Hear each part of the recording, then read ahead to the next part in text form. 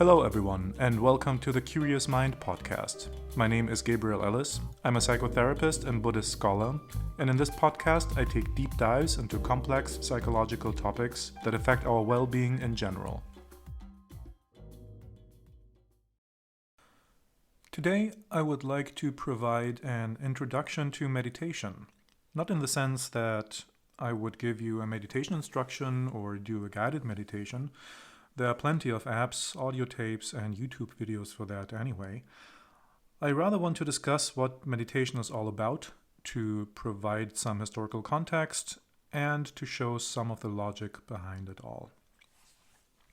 First, to give you a little bit about my own background. After some general interest in philosophy and spiritual traditions, around the year 2000 I came across a translation of the oldest historical Buddhist texts, and I was, for some reason, immediately fascinated and thought that it was very different from what I read before. Then I continued to read and study them, and finally in 2004 I went to Sri Lanka to attend my first extended meditation retreat for about 3 months. And since then, I have had a more or less continuous meditation practice with extended retreats and monastery stays, anything between 3 and 9 months at a stretch. And I also continued my scholarly research. Then 2 years ago, I started my PhD thesis about early Buddhism at Warsaw University, and I will probably finish writing my thesis at the end of this year. In terms of meditation, my focus was mostly on historical Buddhism in the so-called Theravada tradition, which simply means the tradition of Thailand, Myanmar, and Sri Lanka. And it also means that I did not much deal with Zen or the Tibetan meditation traditions, which came several centuries after the historical Indian Buddhism. So what was the meaning of meditation at the time of the Buddha, which was approximately 400 BC, and how was it before the Buddha? If you look into the esoteric literature, many traditions will claim that their spiritual practice, and for example yoga, has been around for thousands of years. These claims are certainly not scientific and are mostly based on legendary accounts. What we can historically confirm is that before the Buddha there was for sure ritual devotional practice with sacrifices to the gods, etc. And there was some sort of meditation around, but not in the sense that we understand it today. What spiritual seekers practiced back then was a severe form of austerity, like fasting, standing motionless for hours, or lying in the direct sun on the ground for the whole day, these kinds of things. So these austere practices were meant to eliminate the attachment to the body and to free oneself from sensual desires. And for sure, those practices were painful, and this was also kind of the point. The Buddha basically agreed that our attachment to sensual desires leads to many problems. This attitude was some sort of a shared attitude in northeast India at that time. But we can also say with certainty that the Buddha introduced to the world stage meditations which were utilizing the experience of pleasure and even ecstatic joy, which is the so-called Samadhi. This was not just a pleasant alternative to the severe previous practices. The Buddha saw Samadhi as absolutely necessary, this joy, in order to liberate the mind step by step until the eventual final liberation of the mind, which is also known as nirvana or nibbana. So if we follow in these footsteps and we believe that, yes, to have an open, joyful, sometimes even ecstatic state of mind is actually necessary in order to bring about a more liberated mind. How do we go about to create this joy in meditation? You will often find methods that involve concentration on the breath, a light, a mantra, some mental image, or an attitude of loving kindness, and to continuously concentrate on these mental objects. This is one of the standard approaches to meditation. I guess you're probably aware that in the last years, another very popular approach sneaked into our public discourse with the term of mindfulness. And the idea of mindfulness, as is commonly understood, is basically to have an attitude of letting go and non-attachment to our own thoughts and feelings. To let our thoughts and feelings come and then to let them go again. And then to be rather in this neutral, observing state of mind. This has become by now a very popular technique in the West, is even scientifically researched, has shown to have positive influences on people's minds, but it's not much for me because I don't think that it's a sustainable method to drastically change the quality of the mind, which is something that I'm more interested in when I pursue the practice of meditation. So I think that all these methods can eventually be effective. But what I would like to do here is to shed some light on something that I think is more fundamental and that needs to happen in any kind of meditation that you practice. So what the ancient Indians, and especially the Buddha, understood is that the mind, which can be open and flexible, is nevertheless usually fixed in a very specific, tight location. Some sort of a home base, a place where we have made ourselves comfortable mentally. In most cases, this home base, if you will, is fixed at the point which deals with our accomplishments, frustrations, fears, and hopes. This is the most normal place for us mentally to stay in. And this is why so many people say that they can't stop thinking. The fixation of the mind is exactly where they try to figure out how to solve their problems. It's like binding someone to a chair and force them to watch a particular TV channel. And most people perceive this fixed location, the inability to stop thinking and worrying, as very unpleasant, understandably so. So what is it that they do? Standard approaches to take a little break from this unpleasant mindset is to do sports, to go dancing, sex, an actual vacation, recreational drugs, visit shows, watch TV shows, movies, music, all these things. Now, all these tools are valid within themselves. I don't disagree with that at all, but they also have some disadvantages.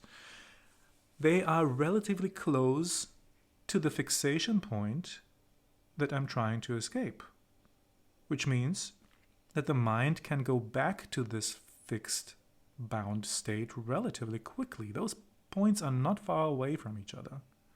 And all these tools depend on some objects to make them happen, which means that my real or metaphorical vacation has to be organized in the outside world with more or less success. So, for example, in order to do sports, I need to have a healthy body and I need to have the motivation to go to the sports place or to do my exercises at home. In order to go dancing, I need to have a pleasant surrounding, a place that I know works for me, dancing partners. Recreational drugs come with their disadvantages. To distract myself with TV shows and so on eventually turns out is not really successful. And all this. So again, all these tools have their place, but if I overuse them in order to achieve my goal of distraction or compensation, then eventually I will find myself at a place of loss and not really knowing how to avoid my unpleasant thoughts that come creeping back on me.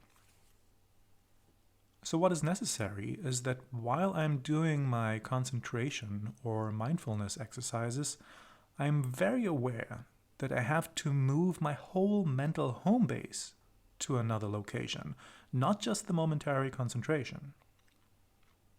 And what are the characteristics of this new place? And how do I get there? These are, of course, the important questions that need to be answered, but nonetheless, they cannot, unfortunately, be answered in a simple way. But I know what is not happening in this new home base. For sure, no negative thoughts and feelings.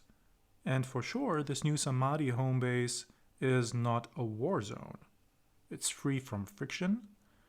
It's free from the fear to be taken over by negativity. It's even free from positive thinking, I would say, because in the mind, positive thinking and negative thinking take place at a very similar place of thinking. Now, I know that at this point, this new home base, as I call it, sounds like a magical island with no actual map to go there. And in a way, this is true. We do not know how to go there. We might have learned in our past and in our life how to navigate life situations more or less, but we typically have not learned how to move this fixed location of our minds, especially not since puberty and adolescence, and for sure not in our adult life. I would argue that there is still a way to go there, namely, by giving our unconscious precise instructions for where you want to go. It's as if Aladdin tells his flying carpet, "Please take me to the place that is peaceful and free from thoughts and normal emotions." Now, of course, this won't instantly work, because over the past years or decades, you were telling your flying carpet, "Please take me to the land of thoughts, unfulfilled fantasies, the fear of failing and friction." What it means is that it's necessary to do course corrections all the time. Because in the past, I have given my flying carpet, as I call the unconscious, very different instructions. And in order for this carpet to get me where I want, there needs to be absolute clarity without a confusion. And this is where the alertness is essential. I have to catch myself sending other messages to my carpet ride and to do a course correction, stating again and again very clearly where I want to go. So in the meditation practice, I will find myself being tempted to go back to this unpleasant experience at work, in traffic, in my relationship. And then I recognize, wow, by repeating these thoughts, I'm actually seducing my carpet ride to take me to that place. So I have to stop it consciously as far as I can.